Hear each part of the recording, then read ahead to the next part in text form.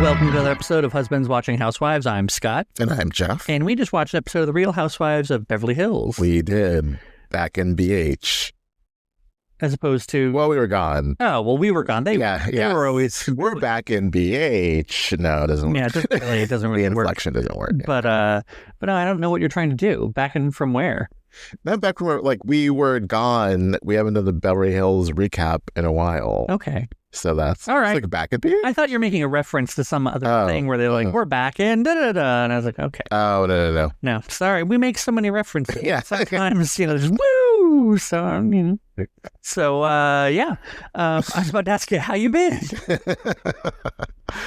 We suffered a little, I knocked the laptop off the stand and, like, the power cord, like, wouldn't plug in. I was really panicking that we wouldn't be able to, we'd have to, like, record, but, like, make sure the battery didn't die. And you never know, sometimes when you unplug a laptop from power, like certain other features don't work. Oh, really? And sometimes for power saving issues.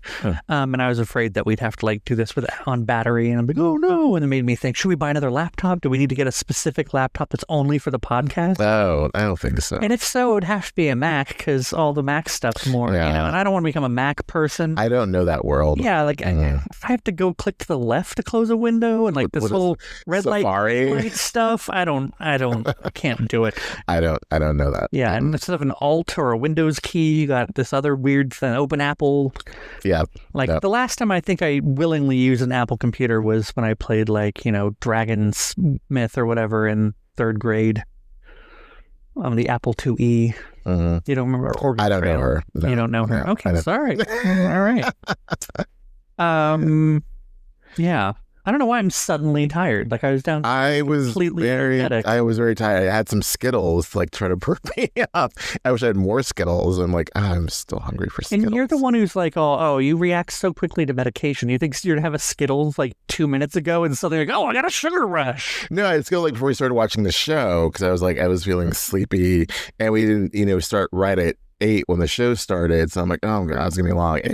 Anyways. Oh yeah, I totally glossed over. I managed to take a screwdriver and fix the charging port, and so everything with the laptop's okay. Yes. So that's the moral of that story.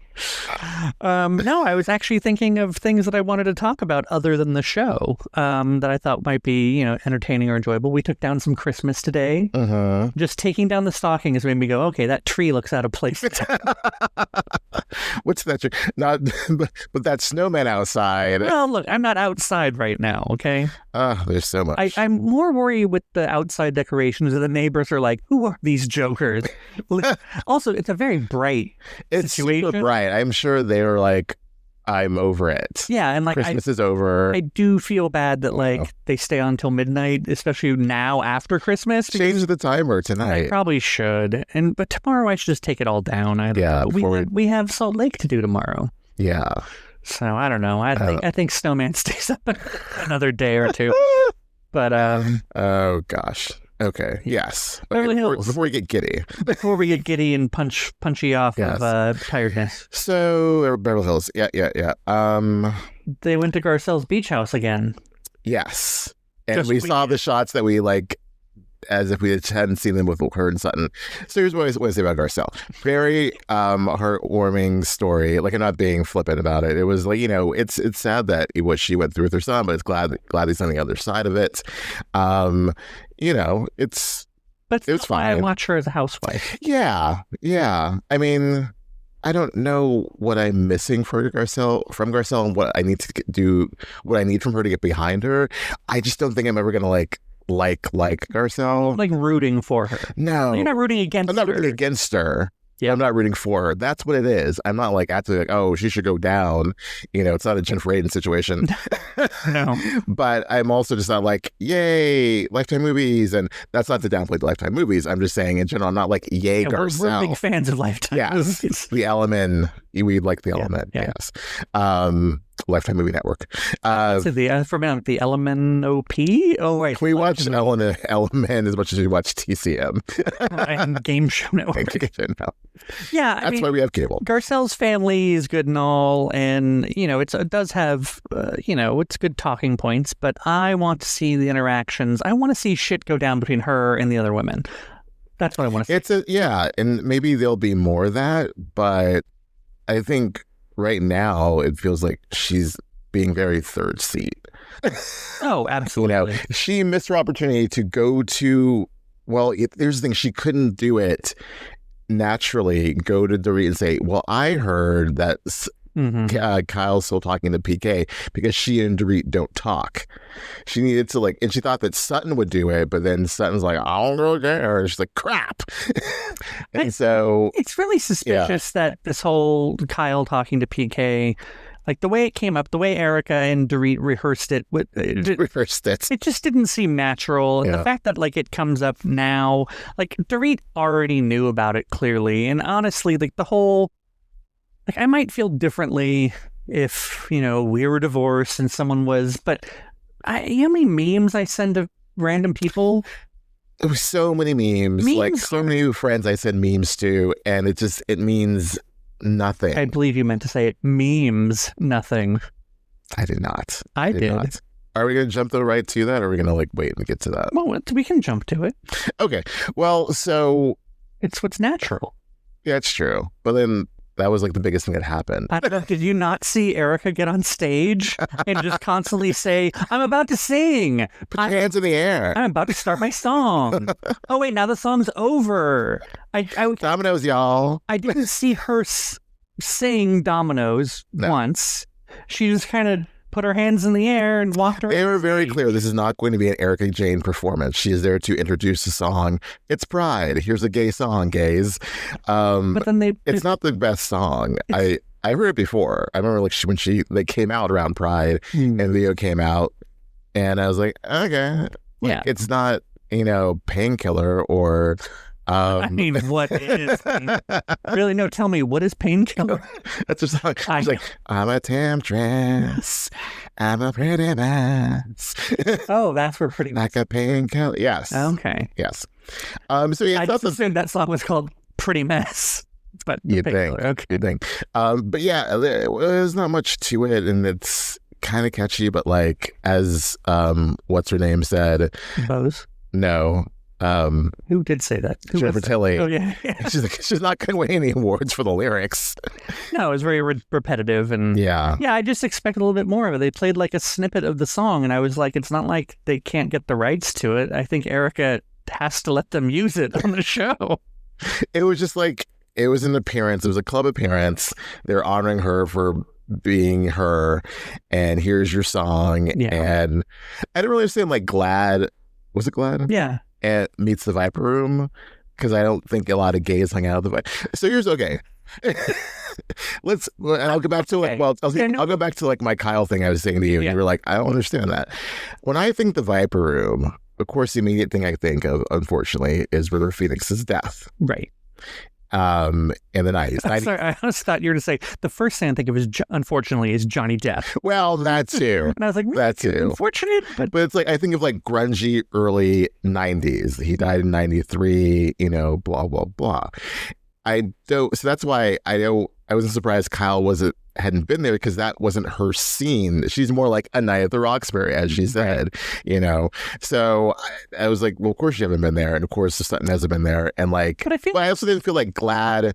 I know it's now 2024 at that time, and whatever, Glad got the space and rock and roll, but it just didn't seem like it was it made sense, because I don't feel like a lot of gays were going to the Viper Room in that grungy heyday of the Viper Room, No, and I agree with you. I think two things. You're right.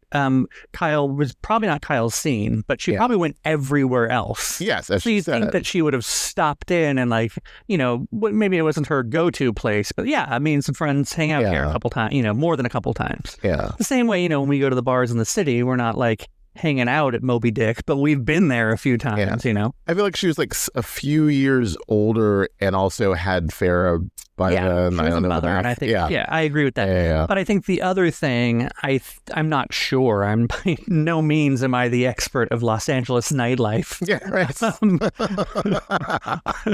Because if I am, I don't think that necessarily, West Hollywood will always be the kind of the gay beacon, but I think the Viper Room has always been kind of a beacon for misfits in general. Okay. So I don't necessarily, and not to say that all gays misfits, but they look for their where they belong. Okay. But I think it's a counterculture sort of thing. So I don't think that it's. I think at the time you're talking about and thinking about in the 90s, it definitely was not. But I think more rock and roll. Right. Yeah. But I think now, or closer to now, that it wouldn't be unheard of because it's definitely it has to be queer friendly. I can't imagine that it's not. Right. But I would be curious to know. I mean, now that I do want to Google, is there some Yelp reviews we can read about the Viper Room? I'm gay and I don't feel comfortable here. But Kesha feels comfortable there, which is like, so just, as you said, don't pay no attention to Kesha. Yeah. Focus on Erika Jayne. Erika Jayne's up there. Don't gays in the room. Kesha is not here. Kesha's like, TikTok, no Kesha. No. Kesha. We did not put a $sign on her on her title card. She's just Kesha tonight. Just Kesha, not Kyle's a friend. $sign. Yeah. Yes. You were asking, so far into the episode, you're like, we haven't seen Kyle yet.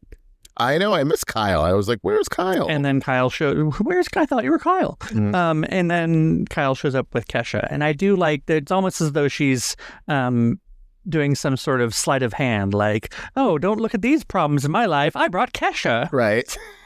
Well, next season, she'd be with like Courtney Love. No, Kesha's going to be a friend of next season. Like, Sutton, I see you're Jennifer Tilly and I raise you. Kesha.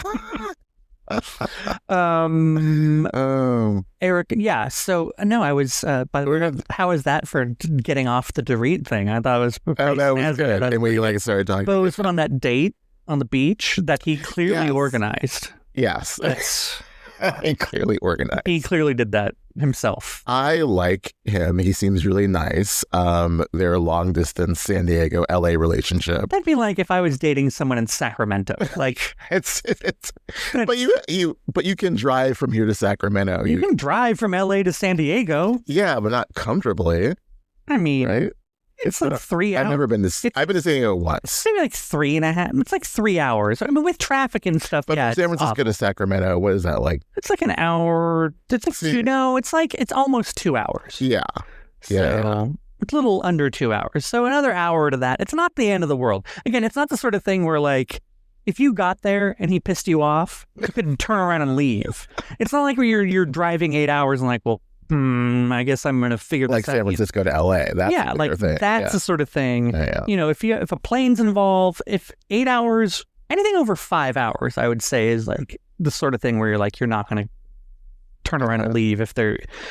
So I used to visit people because I didn't go to college. I used to visit my friends in college, and my friend Wes, who went to college nearby, was always irritated I never came to visit him. But for the same reason, that if I went there and got bored, I could just turn around in 45 minutes, I could be home. Whereas my friends who went to school at Cal Poly, I'd visit them all the time because that's a 5-hour drive. So I got there and sat across them and like, oh, so what do you want to do? And we're like, I don't know. I'm like, I'm not just going to turn around and leave. I'm going to figure out what we're You were there all the time? Way more often. Okay. I probably went like 3 times a year to visit them down there versus Wes like every 2 years. Okay.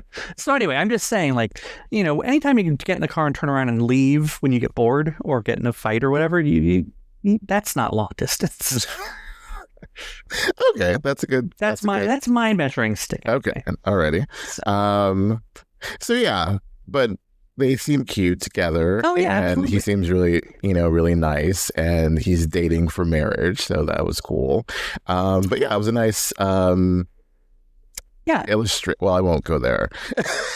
Okay. I thought it was interesting that what she was saying, how she really liked the fact that he texts her a lot. And I have to think, like, as someone who was married, not her, not me. I mean, we are married. But as someone who is previously married, like, that's the sort of thing that you probably like, is that kind of, not constant kind of contact, but just that sort of, I know what you're doing. It feels, that's the sort of intimacy. That's what we do. Yeah. That's what we do all day. But that's what I've done in other relationships too. It's just, you text a lot and you're like, hey, what are you doing? Blah, blah, blah. Like, I think that makes you feel that connection sometimes. And that's what you what I think I would miss if you were suddenly gone is just like, where am I gone to? Well, I don't know. Like, am I dead? You're dead. Maybe you found out that you don't like me. I don't know.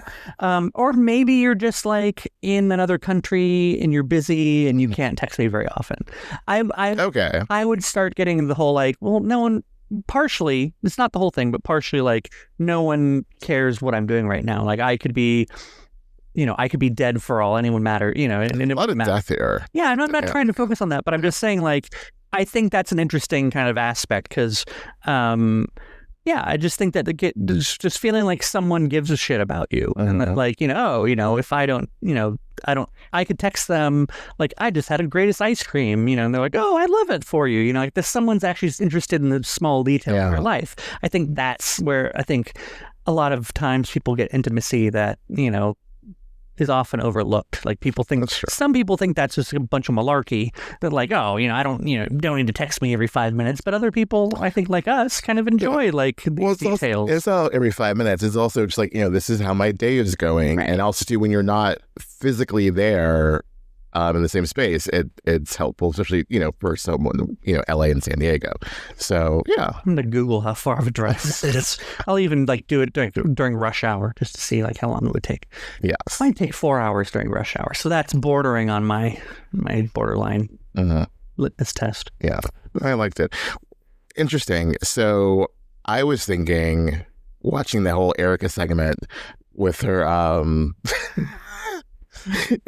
soon to be interior decorator. Oh, I forgot about him. Yes. He was like Martin Lawrence. There's no sex happening in this bedroom. Martin Lawrence and Ballard. I was thinking about like, what if we like lived in LA? What about it? I don't know, just like looking, I think Erika's house is very cute. Very. I would love to live there. And I was like, what would that be like to like live there and live in LA? And it just made me think about like, what would it be like? Because it's way, way out of our comfort zone and also money zone to like try to like, have a house in LA and whatnot. And why would we go there? Our jobs are up here, whatever. But I just thought like, oh, what if we did live in LA and, we wouldn't have a cute little cabana that we could put turquoise everywhere. Make it look Moroccan. I'm interested in seeing, and I'm hoping that we get to see it for the season. Oh, I'm sure. We better.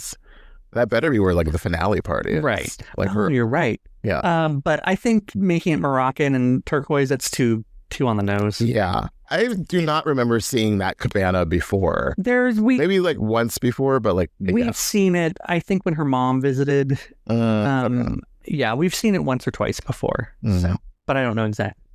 Okay. Yeah, what you were saying? Oh, you were just talking about us living in LA. Yeah, I just thought it was in like her house specifically, or not even that, but like where would we live in LA and what neighborhood? And we have our friends down there that we go visit for Thanksgiving, and then like we could actually take leftovers home, and like also if we had a family there, what would that look like? And but I think because like I lived in LA for 7 years. Yeah, let's just say several years. It was 7, and that was home, but that doesn't feel like home. It's a nice place to visit, but like, I don't know. It's just like all sorts of thoughts. Well, I've never lived outside the Bay Area, so but let's do it. Let's move. No. I like where we are. No, I definitely like where we are as well. You totally made me forget what my next point was about Erika's little house. It doesn't matter. I want to see it remodeled. It'll be nice. I don't think, I think the problem is that just nothing there's painted. We'd probably end up in a condo. You're putting some thought into this. You're like, hey, when should I put more thought into this? How about when we start recording the podcast? Probably a townhouse. Just because affordability. Yeah. I think you wouldn't want to sacrifice location for space. Right. And we don't really need a lot of space. No, but would we live in the valley? Or would we want, we get more bang for our buck? We'd get more bang for our buck. We'd probably live somewhere out in the valley. Yeah. Probably further than where our friends. And also since I lived in West Hollywood before, I wouldn't want to go exactly I never lived in West Hollywood. But also I think being a married couple living in West Hollywood who doesn't, have an open relationship. What's the point? I mean, I would want to live in West Hollywood when I was like gay and single and 20. dancing like this. It's like I don't doing the meringue. And no one would sleep with me, especially then. But regardless, I don't know. I'll put some thought into what city. I think in the top of my head Burbank, but that's too central. Honestly, I think it'd be further. It'd be out. Oh, like out in the valley? Like, Encino or something. I mean, half the women on Beverly Hills live in Encino. Encino, right. Yeah, seriously. Not Topanga. No, I can't think of the damn town right now. Tarzana. Tarzana, thank you. Yeah. I was thinking, where's that old man theater in Tarzana? That old man. The man Tarzana? No. Oh, old man, M-A-N-N. Yes. I was like, old man theater. Long ago closed. Yeah, we wouldn't live so far out like in Agora Hills or anything. That's too far. Yeah. Oh, we could live in Simi Valley near my friend Jeff. That'd be fun. Yeah. So it's hot there. Yeah. Anyway. What's the furthest, I guess, I say which housewife lives the furthest out, but I guess. I think it's Garcelle. Didn't we like? Oh, yeah, we did. That? Yeah, she's out there, I think in Woodland Hills or something. Right. Like that's pretty far out there. Yeah. But again, you get more bang for your buck. She clearly has a lot of bang and enough left over for another buck. That's some sort of metaphor that worked out in my head. Back to Beverly Hills, yes. Kyle and Dorit, really. Oh, yeah. Oh, actually, before that, Erika and them talking about Sutton weaponizing. Which, oh, my God. I had never thought about that until, I think neither of us did. Yeah. That, like, Sutton does have a history of kicking people when they're down. I didn't think about, to go from, like, Erika to Kyle to now Dorit. She goes where the story is. Yeah. And, I mean, you can't blame her for that. Yes. But she does it under this whole, especially with this whole recent sisterhood thing. That's why, like... That's why it was such BS. That's why Erika was like, I told you that was BS. Mm-hmm. Like, you can't, like, wrap our hands up in the bow and then, like, slap us the next episode. You know? Yeah. That's what her fine Southern manners do, though. Her Southern manners suck. Like, and this screaming at the table, like, we're not friends. What have I done to you? It's like, what haven't you done? So first off, the way she came at Bose and so made it all about her. And then I cannot believe that she was like, you speak so eloquently. And I was just like, oh, you did not just say that to a woman. I kind of feel like I glazed over. Oh, yeah. It was just like, I cannot believe Sutton said that to a black woman. Just like, you speak so eloquently. It's just like, why did... I thought the Bose said that to her. Like, no, Bose turned it around. Oh. Like, so do you, which is why... why you can be dangerous. Right. Okay. Right. I was just like... I missed that in the background of the Viper room. But Sutton just again, she made the whole thing just talking to Jennifer about it. Like, has Dorit said something that, like, poisoned Bose against me? Yeah, like, I want Bose not to like me. That's what it comes down to. Not like... I give a crap about like what and what anyone's going point is for you. Right. It's like, do you like me? What is my position on the show in this group? Right. Like, I don't even know that it's specifically just that group. I think based upon all her behavior in previous seasons about, what will the ballet think of me? That's the thing, the board of the ballet. She wants to be liked. And, we all do, I think, to an extent. But it's a real high priority for that woman. It's to be liked, but then you also want to stir some stuff. And I gave you the Renna example earlier. Like, Renna just didn't care. She was like, this is my role. I can be the villain. That's fine. I'll do it.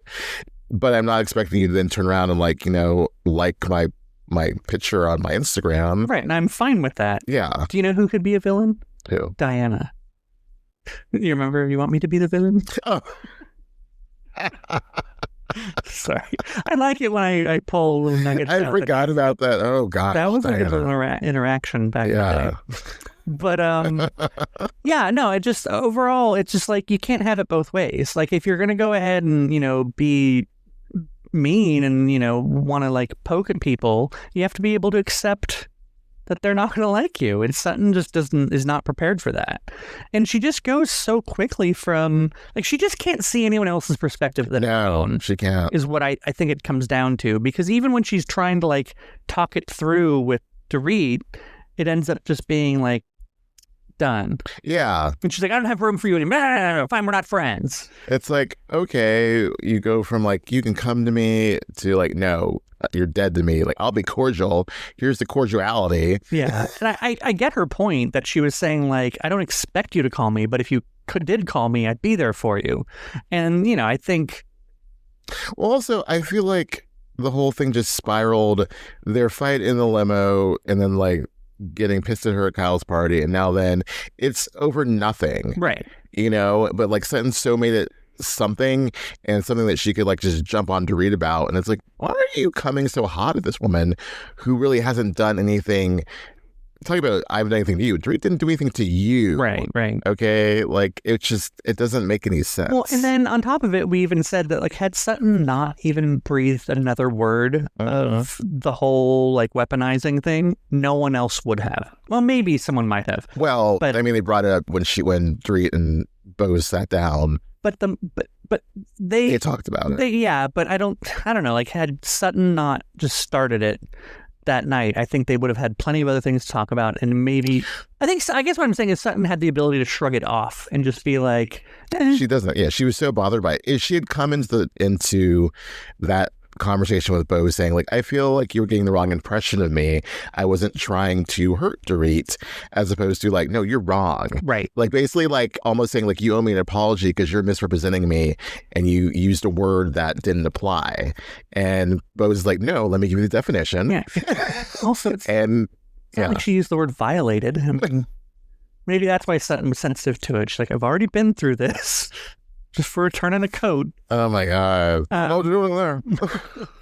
So, yeah, I think overall, like, Sutton just needs to calm it down a little bit. I just think that she got real hot, real fast. And it's like, it's not about her. And in her head, she's like trying to make it seem like, oh, well, make it feel like, oh, this makes it about me. It's not about you want it to be. No, it's not your moment. Right. Much like Camille, it's like you're looking for a moment and it's not about you. Dorit's being very honest and vulnerable and saying, like, I'm going through a bad time. Yeah, my life sucks. And you continue to, like, keep going. It's like, that's when you should be like, okay. And she refuses to hear the whole idea of the fact that, like, why would I want to share something with you when you turn around and then you make me feel like crap about it? Right. Whether it's about weaponizing. Yeah, exactly. And she just, doesn't want to hear it. It's very straightforward. On a better note, she did look pretty good. I liked the fake bob. Oh, her makeup was awful. Oh, really? Yeah, her and Jennifer's makeup was even worse. Jennifer looked like a neon, because Jennifer looked like you know what she looked like? The mom from Crybaby. Oh, I don't know that one. With it's up here and then like the ponytail. It was kind of hillbilly, like rockabilly. I think if she's going for it, I think one of the problems was that the lighting in there wasn't conducive. Right. Yeah. I think I don't know that she's used to doing makeup for the cameras out in the wild. As opposed to like a movie? Correct. So I feel like she put on makeup that looked good probably in a mirror, but then once all the lights of the club were on, the lights of the cameras and everything, it really washed her out. And then there was clearly some other like lighting going on. She just looked pink and blue and very pale the whole time, whereas everyone else looked somewhat natural, and I think they're used to it. But I think Sutton went very minimal in the makeup, and so it kind of made her look a little flat. Oh, I thought she looked pretty good. I don't know, I was making on the hair. That really...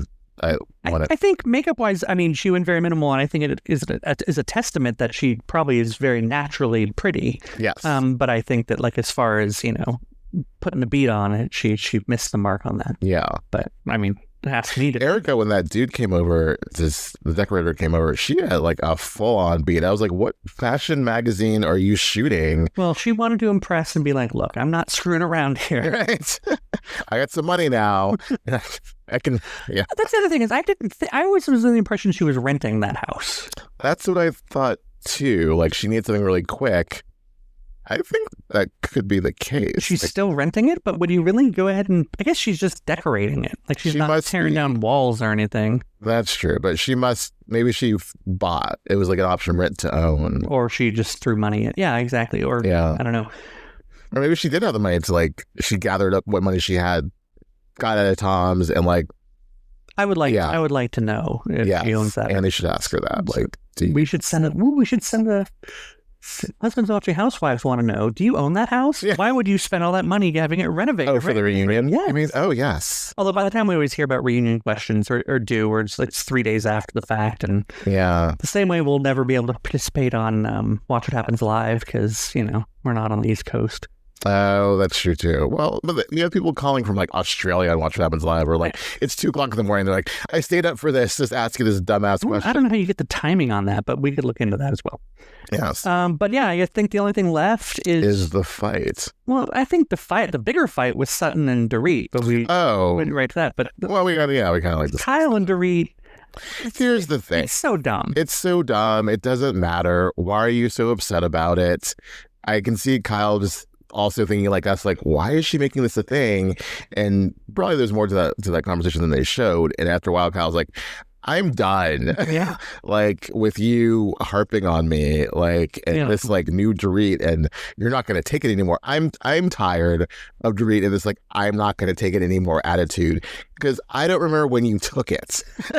Like, well, I mean, yes, you haven't been like the Dorit of your first season, but like there's never been a time where you were just like rolling over. I mean, she like swallowed some things. It sounds horrible I'm describing it, but like it wasn't like, you know, she was the victim and she's just doesn't have a voice. And now she's found that voice now that, you know, this stuff's going on with PK and she's not going to take it with anyone in her life. I feel like if you came at Dorit really wrong, she would tell you about it. Right. Not to the degree of first season Dorit, but like she would tell you about it. And that's where I think Sutton isn't wrong in that like Dorit's acting this way because there's so much stuff going wrong in her life right now. And she's trying to, you know, take control and be assertive. And so she's just mad at her life right now. So yeah, and Dorit knows that. She's like she said that earlier, you know, about the whole therapy session, the 4-hour therapy session. And then he came in like ready for battle. And I like, oh, that was the other thing I was going to say. So if Kyle did not know how far down PK and Dorit are. No. Like, I don't know the exact timeline of the filming and whatnot, but they weren't talking very much. She's discussed her issues with PK, but she didn't get into like, as she did with Bose. It's been a 4-hour therapy session, and at the end of that, he said, I don't want to be married to this woman, and stormed off.